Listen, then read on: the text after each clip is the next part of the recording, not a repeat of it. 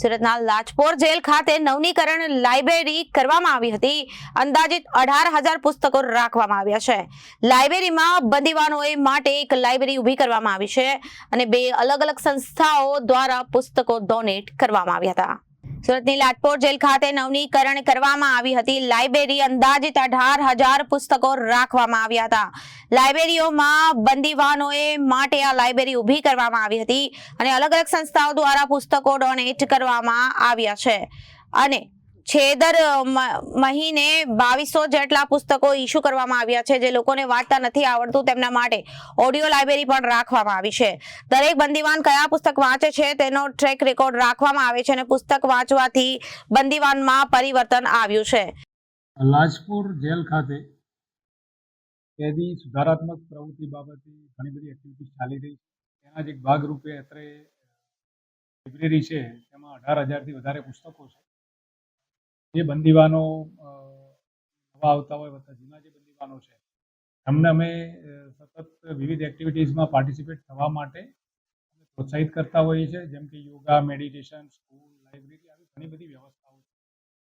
ભાગરૂપે લાઇબ્રેરીમાં બી વાંચન માટે અમે એમને પ્રોત્સાહિત કરીએ છીએ અને એમાં વાંચનનું પ્રમાણ વધે એ માટે અમે મહેનત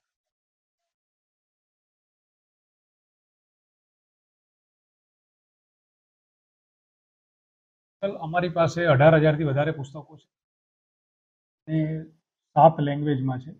ગુજરાતી, હિન્દી, ઇંગ્લિશ આ ઉપરાંત બીજી પુસ્તકો અવેલેબલ છે। તમામ પુસ્તકોનો અમારી પાસે રેકોર્ડ હોય છે। કેદીઓ પણ કયા પ્રકારના પુસ્તકો વાંચે છે હોય છે, કયા પ્રકારનું વાંચન કરે છે એ પણ અમે ટ્રેક રેકોર્ડ રાખીએ।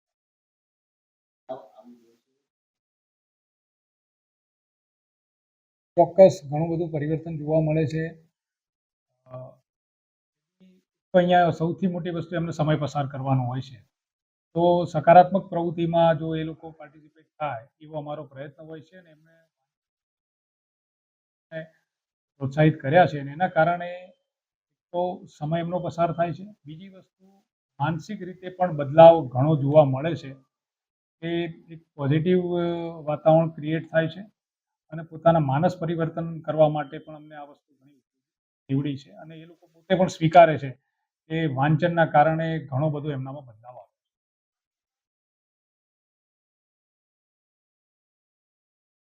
હા, ચોક્કસ જે કેદી એવા છે કે જે અક્ષરજ્ઞાન નથી ધરાવતા તો તેના માટે પણ અમારી પાસે અત્રે ઓડિયો લાઇબ્રેરી ઉપલબ્ધ છે અને એના માધ્યમથી પણ એ લોકો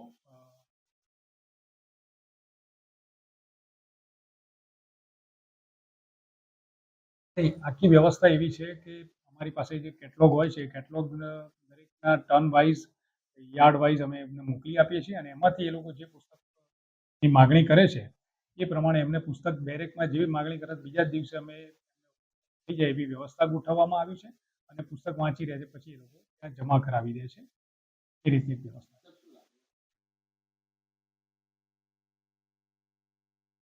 ચોક્કસ મેં આગળ કીધું એ પ્રમાણે એમના વર્તનથી માંડી બાબતોમાં છે।